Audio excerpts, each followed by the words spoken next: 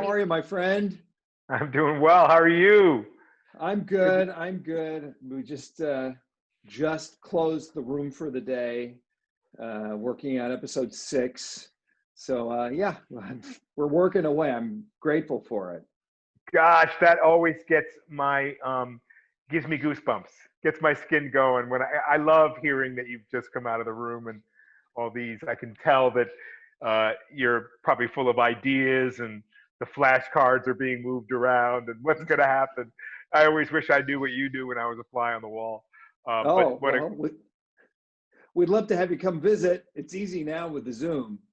Yeah, I would love to come at some point in time because I find it fascinating how it all gets fleshed out and thrown around the room and comes back to an original idea and then gets morphed into something else. I so respect that uh, in the writers' room. I just think it's phenomenal, and it's been, I get a chance to be there on set with you and a whole different incarnation, and I forget that you are the professor.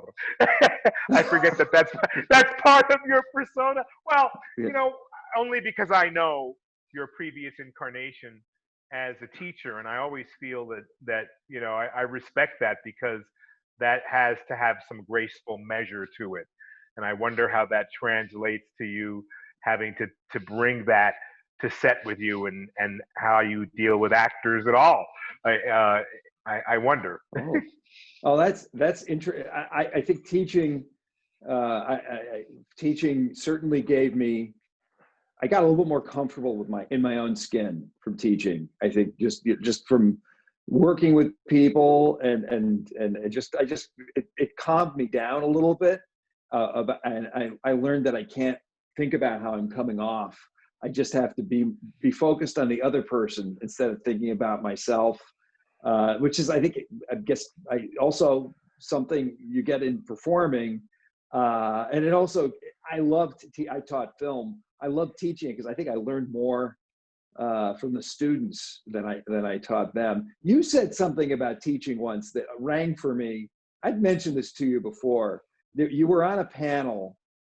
This was during Breaking Bad. I remember this. It was a panel at the Television Academy, and I remember one of the things. There was a prop that came with the panel, which I believe was your face, your head with your face half blown away. And this was That's sitting. right. That must have been strange to sit there with this really grisly prop of your own face. I mean, was that?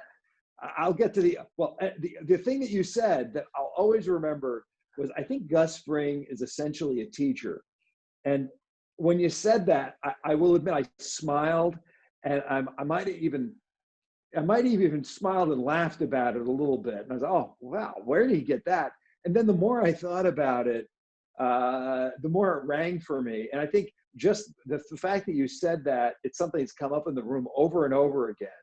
And especially how Gus is sometimes with his employees or even the people he works with on the in the crime world, that there's something about him that he is there is something very teacherly about him.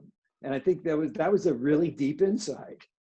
Well, I love that you brought that up. I mean, because I do remember that panel quite clearly, and I now I understand a little bit more of some of what's written. I was speaking earlier about how inspired I was and have always been or have looked to be. So I look for keys in the stage direction. I look for keys in the character direction. Not paragraphs, just one little word or one little line. And I go, oh, that may be what they're thinking. And so I love this scene with Lyle, in Los Pollos Hermanos, where he stops to look, and yeah, I mean, Gus might be a little annoyed that it's not as clean as he would want it to be, but he's more annoyed by something else, is what Mm-hmm. I had on my mind that's going on that we kind of have a clue about but don't really know. And so, but he takes the time, deep breath, and he sort of teaches Lyle in that moment. And I love that about this particular character, but more than anything, I like to be very clued in to what's happening in the writer's room when I read the script. So I look for things maybe that other actors don't, because I go, that's a key. There's something there that really intrigues me that I'd love to play with. And so I was saying earlier, speaking to someone, that it's my goal to sort of do things to inspire. And it's a little weird because then, I love that you're a writer, producer, director, creator, because I can feel more comfortable with you. But when it's just a writer, it's almost like, ooh, that's kind of peculiar. Like, he noticed that I picked my nose, so he put it in the script, like stuff like that. And some of the inside jokes that go on, because we're such family in our show, about who we really are beyond the character that might get squeezed into the stage direction, is always fascinating to me as well, because it's a test to see if you're really paying attention. I think part of it. But I really enjoy looking for things that are very, very different. And I love, because I had somehow not remembered until this year when we spoke that you had told me that that you taught film. And of course, gosh, we all have a sense of what a film nerd is, and what a film nerd pays attention to. But you have a different style as a director, which I really, really love. And it's just calming and different. I had a moment that I remembered being outside of Los Pollos Hermanos in season 5, having a conversation with Mike, where I kind of thought maybe I was a little high. Maybe my Gus's emotions were a little bit too much. Maybe for the Gus that I envisioned from Breaking Bad years ago, it may have been, or it may have been felt against my instinct. And then you were calmly like, well, how do you feel about it? You were so cool about it. Like, I thought it was right where it should be, but if you want to do another one. And I kind of laughed inside, well, we could do another one, he won't use it. Not necessarily. Or he might. But you were so, really understanding. And you listened to me, and we were fighting all kinds of things. Street noise, this, that, and the other. And I trusted you, because I remember I thought, I said no, which is very unlike me. Like, he offered you another one, take it. And I went, no, I trust him. Despite the way you were just cool, I think it's all there. And you were so honest with me, you looked me in the eye. And so cut forward, months later, being in the room with our lovely ADR specialist. What is her name? Do you remember? Catherine from Den. Oh, she's just such a gem. And I left that day thinking for months, oh, maybe I made the wrong decision. And I got in the ADR room with Catherine, and we laughed, and we realized, we had never met in person. And I first saw her beautiful countenance and how light and airy she was, and how just down to earth she was. And I had this conversation with her, while we were doing ADR on that scene. And she went, have you reminded yourself today of what you told me on the phone last year? And I went, what was that, Catherine? And she said, you reminded me that you have to remind yourself that this is Gus 6 years before, or how many years before. This is a different kind of Gus, and you prided yourself on trying to figure out how to modulate your performance in a certain way. And I think this is perfect. And we talked about it, and I came all the way back to you, Peter, that day in the parking lot going, yep, Peter was right. He felt it. And certainly Catherine guided me in the right way too.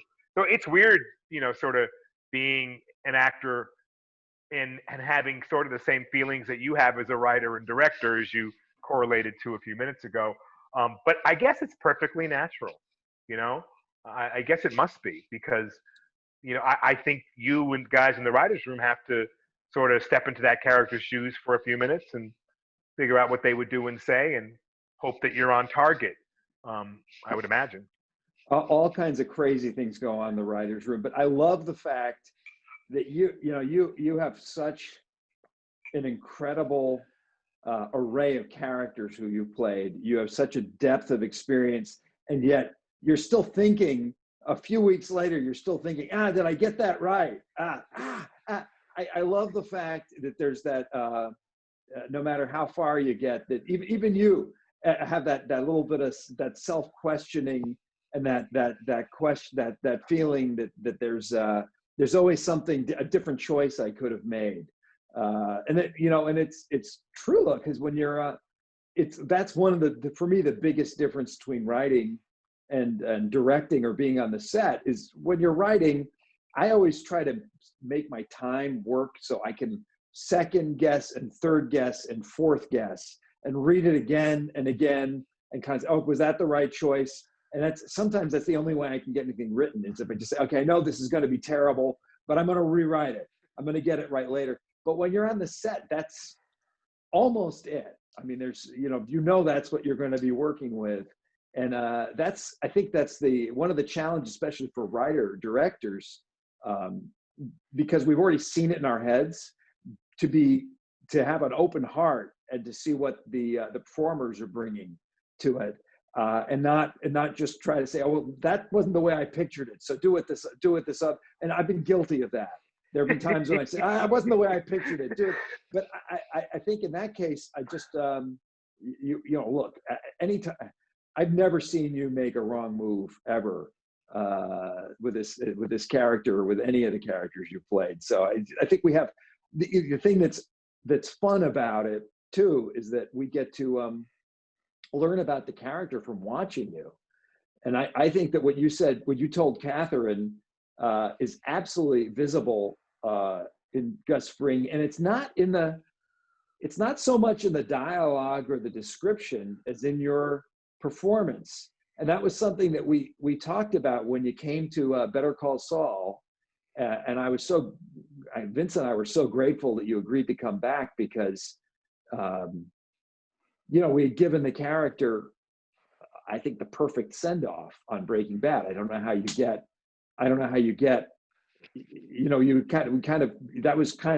it was perfect. And so, maybe you leave perfect alone, but that's the story of this whole show, is not leaving perfect alone. And you were willing to come back.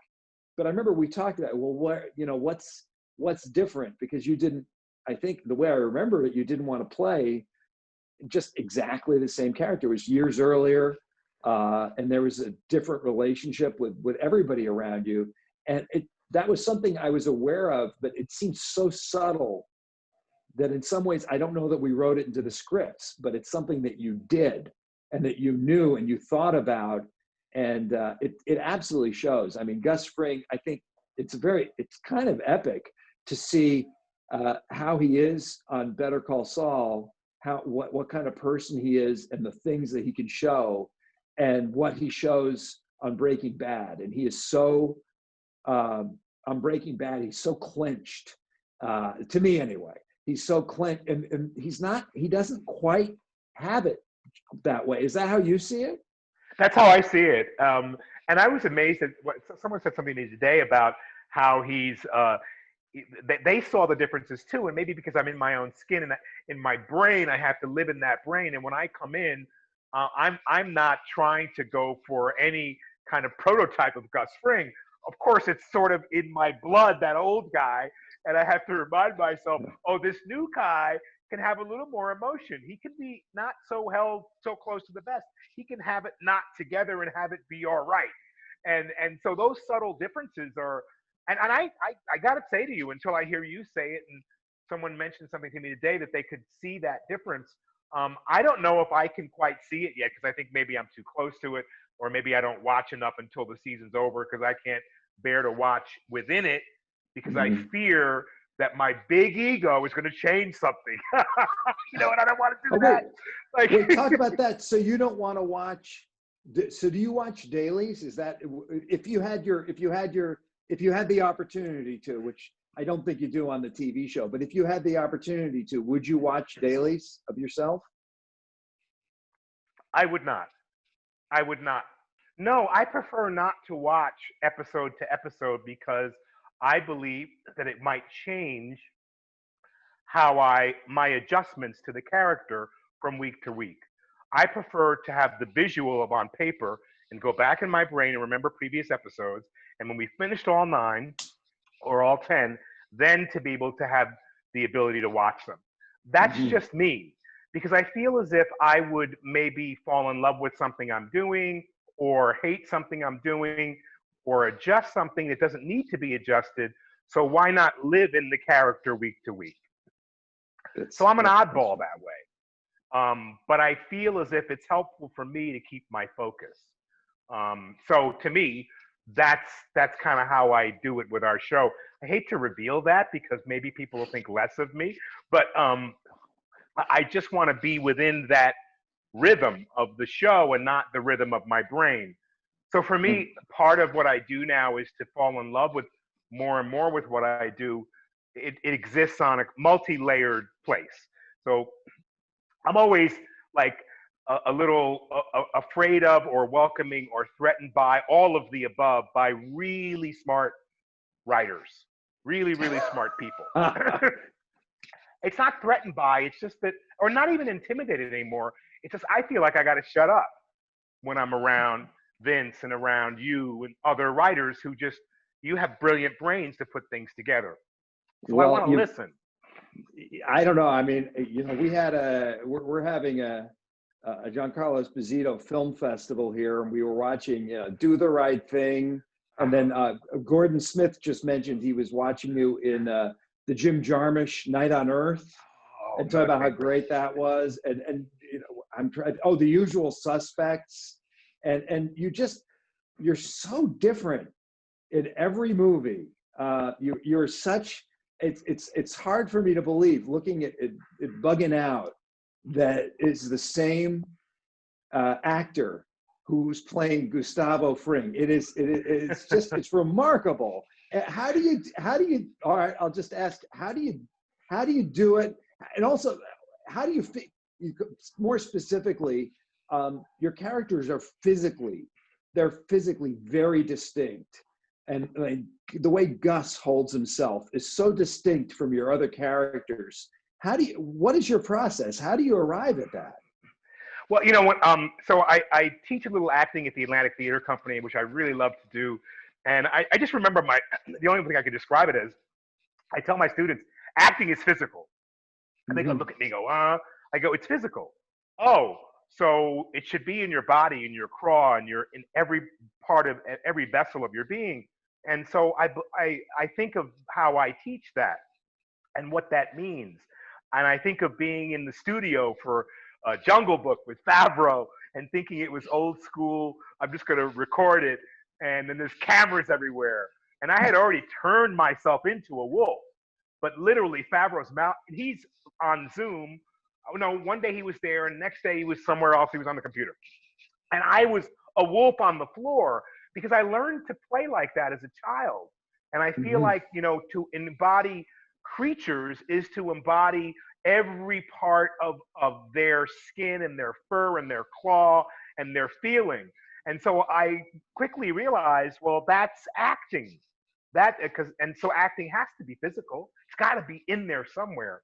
And then I remember doing a role, Bugs Raplin, for a piece called Bob Roberts that Tim Robbins had written and directed. Oh yeah, another great one. And Bugs had palsy. So I realized, and from my theater work, which really trained me to be, it's not only a mental exercise, but it's a full body feeling and exercise. So with Bugging Out, he had that very, very, and that movie really moved me. It moves me in connection with what's going on today. It's really strong and really powerful. But Bugging Out, I had to give him a mental analogy that he had new information. So excited. He got a little bit of information that allowed him to be empowered, and then he's going to run with it. But he didn't have the whole historical information he needed to get what he wanted, but he felt empowered and had power from that. But yes, I wanted him, I think for that movie, I gained 10, 12 pounds because I wanted him to be a little bit beefy, but then I wanted him to have glasses. So I made a pair of glasses and then got contacts made to reverse the prescription so I could see, because I wanted him to have one little weakness. All those things for me were clues. Give him a weakness, make him tough, make him a loudmouth, make him a physical guy, but then take away, subtract. It's like that adding and subtraction thing. So I think about those things because those are fun to me as an actor, and I feel like they put me in a position to stretch myself and to allow the complete transformation to happen. And that to me is fun and interesting, and extends the idea that I could lose myself. And and in so many ways, in so many roles, I learned. You as a writer, I know I have to ask you if it's the same, because as an actor, I go and research. Like I played this character this year, uh, a wonderful, gregarious, big persona in Adam Clayton Powell Jr. in Godfather of Harlem. And so then I went and did all this kind of research and stuff, which allowed me to know things I didn't know before. So I wonder, and it must be, I imagine for a writer, the same thing. You drop into a world that you've never been in, and then you learn and get fascinated by what all the different pieces of that world. Is it the same for you? Oh yeah, I mean, you do research, and one of the reasons for research is to make things accurate. But the other great thing about research is the real world is going to have twists and turns that you could have never conceived of, and the real world is going to have is going to push you to places that you wouldn't think of, that aren't cliche, that are bigger than life. So absolutely. But the other thing is that's tricky is that I personally never feel like I have a full handle on it. You get as many of the pieces as you can, and then you take, I think it's the same thing really, you take a creative leap. What's it like to be in this person's skin? How do they approach life? What are they thinking? What are they feeling? What do they want? How do they want it? And then it's interesting because writing is kind of structured improvisation. It's all, being in the writer's room, again, structured improvisation. We're structuring, what if I did this? What if I did that? What if he did this? What if he did that? What if she thinks this? And then you pick and choose, and then hopefully something rings and feels real, and you go with that. And then the writer, whoever's writing that episode, again, has to take this creative leap and put it on the page. And to put it on the page, you have to visualize and feel so much more than what's on the page. You have to, the words on the page are, the tip of the iceberg. But then we're giving clues, and then we hand the baton over to you and over to the director, and you guys bring something different to it. And that's the joy of it. That's the fun. And the other great fun is to watch the scene, and you thought the scene was going to be one thing, and it turned out to be something a little different, and that changes what you write in another episode. And that I think is where this kind of writing is different, because this kind of, most of the time in a movie, I'm sure there are movies that aren't made this way, but traditionally you write a script and then you go out and film it. And then there may be exceptions to that, but for us, we get to film an episode, watch it, and then usually we're way down the road, but we can end up rewriting subsequent episodes or changing things a little bit, depending on the things that we see. And that's part of the fun of it. I mean, it's very lucky to be doing this. I have to ask you this. This is probably a terrible question, but what, in your mind, what makes, we're talking about a set, whether it's a movie or a television show, what's the difference between one where magic happens, where there's something, where you walk away feeling like something very unique has just happened, and one where everyone's just there for the job? Could you define what makes it feel different, or what makes you feel like this is going to be something special today? It's leadership. It's energetic. It's an energetic energy, which oftentimes comes from the director and writer, that allows not only an actor, but everyone to feel included. And so I feel that in our world. I felt it in our world of Breaking Bad. I feel it in our world of Better Call Saul, because from the time I get picked up by a driver who might say to me, "Have you read the next episode? Have you read the next episode? Right? That immediately allows me to know that that driver's reading scripts, which I think is phenomenal. And so when I made my very first movie as a director, I encouraged everyone to read the script down to the carpenters and drivers and not only the heads of departments. So what does it for me is it's an energetic feeling that everyone is included and has a stake in it, you know, and then it changes the game. That's the beginning of changing it. And then the allowance of feedback. You know, I've worked with some really great directors who will come in and say, okay, I think you should start there, and you should start there, and you should go here, and you should go there. And so that sort of negates any instinct the actor or anyone else might have. So as a director, when you come in and say, look, I was seeing this wall as orange, but I see a little tinge of yellow, and to have the art department come in and go, yeah, but you know what? I think it's red. And you know why? Because you wrote something in the script, and in the middle of the scene, something changes, and that wall has to represent anger or whatever it is. And I go, oh. So I think what allows it to work is a non-competitive environment that that empowers people to really be themselves and be a part of it. So that's like, you know, from the first AD to the director to the writers, there's no shushing. There's, you know, hey, we can be quiet, please, or whatever that is. There's no aggression. It's a flow and an energetic feeling. And then magic happens. And of course, I think it begins almost with casting. You know, it's almost begins with putting together people who you think are going to play nice in the sandbox, you know, and some who may not always play nice in the sandbox, but it might be good for the energetic infusion of energy within a scene. And to me, that's important. I recently did a show called The Boys, and to be appropriate, it's really important. And you know, and I was it's a superhero show done by Kripke, and I was doing a scene with Anthony Starr, and he had on this costume, sort of like superhero costume, that I liked, but I kind of giggled at him a certain way because I was wearing a three-piece suit. I was nice. I was cooked up. And he looked like a joke. And in the scene, I certainly had to take him down a peg and demean him. And actors are sensitive, you know, and I walked by him and I kind of giggled because I thought it was funny. He had to have a little pack to keep himself puffed up and blown up and have some, you know, all that.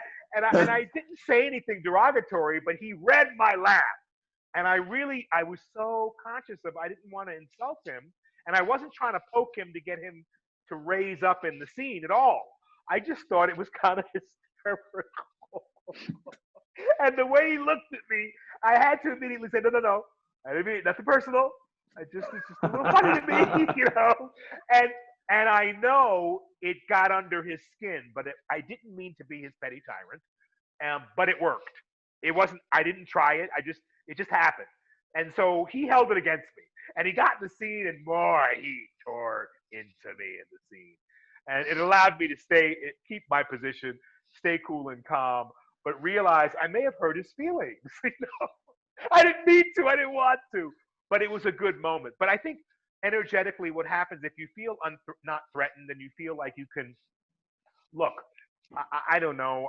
We have little time in television. We have great commitment from actors. You know, it's a different world with each show. And I sometimes go, I'm still in wonder as a child, as a little boy. So I get to a set like Star Wars Mandalorian, and I'm treated like very well, just like on our show. But then I'm asked because, you know, they're so busy with the technical, they've written great scripts, not that they're so busy to ignore the scriptural part of it, but it's the world of the volume. It's a different world than ours. It's not about all words. It's about visual. So then they come to me and they ask me, does this work? And does that work? And I want to be nice and respectful, but I want to please people too. But, you know, I'm kind of in my own skin now. I go, well, I don't believe that moment. Well, what can we do to fix it? There's 5 people standing around. I said, well, you 5 people can figure that out, or do you really want me to figure it out? Well, what would be your truth? So then it's like I'm being put in a position where in my ego brain, I could think of it as power, but I'm being asked to contribute. And that is something that always happens on our show. You know, in a way, you're being asked to contribute. You're being asked to be personal, especially you as a director. So I, and I won't go on with the rest of the story. I was able to figure something else. All those 5 people left. They decided, oh, you could do it that way. The director was wonderful, Adam, who directed Ant-Man, the movie, and he said, okay, they're all gone now. What do you really think? and I said, I think we should do this. He said, I think you should too. Let's do it and try it, and they'll see it when they do. So those wonderful things. But I have a question for you because I know our timing is getting close now. I was just curious because you write, and you'll write an episode that you may or may not direct. Do you direct all the episodes that you write, or is there? You're right. So how does that feel? Oh, it feels. It's always tricky when you write something and the realization is different. But you know what? The realization of the scenes is different when I direct them too. So I love working with great directors as a writer. You learn so much about the script and about directing. And as a director, I feel like I'm still learning. I mean, you'd be stupid not to keep learning, but I've only directed 6 or 7 hours of television and a little movie, but there's still a lot to learn. And so I feel like I learn from every single one of the directors that we work with. And we're very lucky. We've only worked with directors who are great. And that's, so yeah, I think it's, you certainly learn a lot about the script, but it's because I'm showrunner, I work with all the directors on all the episodes. And you learn that, my God, there's so many different approaches to all these jobs. Every single one, there's not just one way to act, to write, to direct, to produce. There's many ways. You did say something though that is, I want to mention again though, because it is like the greatest compliment and the thing that makes me feel just great about working on the show is that everybody does read the scripts. Everybody on the set reads the scripts, and you get into the van to go on a scout or something, and people are talking about lots of things, but one of the things they talk about a lot is the characters. What's really going on with him? What is going to happen with her? Don't tell me, but this is what I think is going to happen. And it just when you see people who are working really hard doing complicated jobs, taking a break and instead of playing a handheld video game, they're reading next week's script like it was important to them. I think it brings everybody. It makes everybody feel good about the show and about the work they're doing. And there's that's what it's all about, because we could be doing anything. We could be building houses, or any of us could be a loan officer, or lots of other things. And the reason what's so much fun about this is that we all love entertainment and we love doing things that we're proud of. I have to say we are the lucky ones. Dan Berman and I've been emailing back and forth. He was so nice, and some of his congratulations this year of the show, and also me. And so he coined it very simply. We're the lucky ones. We get a chance to do what we love and be around folks that we love and work with people that we admire and look up to and have a synchronicity with. So, God, this has been really fun, Peter. It's so nice to get to know you. And this last year, we started in a new way. A new way. I got one more for you, because showrunner. I love the way you said that. And I know for me as a director, I've always got to make the final decision when I invite everyone to bring everyone. I mean, everyone read the script and bring me suggestions. But then it's like I got to decide eventually what's best for the piece, not for my ego, but for the episode, for the film. And so, and I'm a guy who go to the Greek diner. It's just too much to decide. I can't order, give me some cottage cheese, right? But how does that feel to be in that position for you? I'm sorry to pose another question, but I'm always interested, because it's a many-headed hydra, a TV show. And how do you do that? You know, you have to trust your gut. It's really, it comes down to trusting your gut and trusting your understanding of especially characters. And it's about having somebody had a saying that says strong opinions loosely held, which I think is, I think that might have, I don't know if it was Steve Jobs or somebody said that, which I think there's something very useful about that, is that, you know, you want to be very definitive, but if somebody comes up with something better, it rings. And you can tell when something rings. I mean, you just know it. All right, yes, that's the way to go. And the great thing about being showrunner is that I'm going to get credit. I'm going to get credit or blame no matter what, no matter whose idea it was. So, you know, it's really about, I find just in general, the thing that helps me is to focus on the piece and not on my personality or being because I'm a very self-conscious person. I think it helps me not to be self-conscious, to just think about the piece and think about what I love about it. And it's actually, sometimes it's harder to think about the things that you love, that you're passionately pro, than to start picking it apart, because you can pick apart any work of art. And I know that because I was a film student, and I could tell you what was wrong with every movie that was ever made. But you know, it's sometimes it's more important to know what's great about something than to start picking it apart. Anyway, that's a thought. Wow, gosh, Peter, this has been so insightful for me. I've learned so much. God, I want to do this every week. Too. This is so much fun. Thank you. Thank you so much, Giancarlo. Stay well. I will. You too. Your daughters. I certainly will, and we'll be together soon.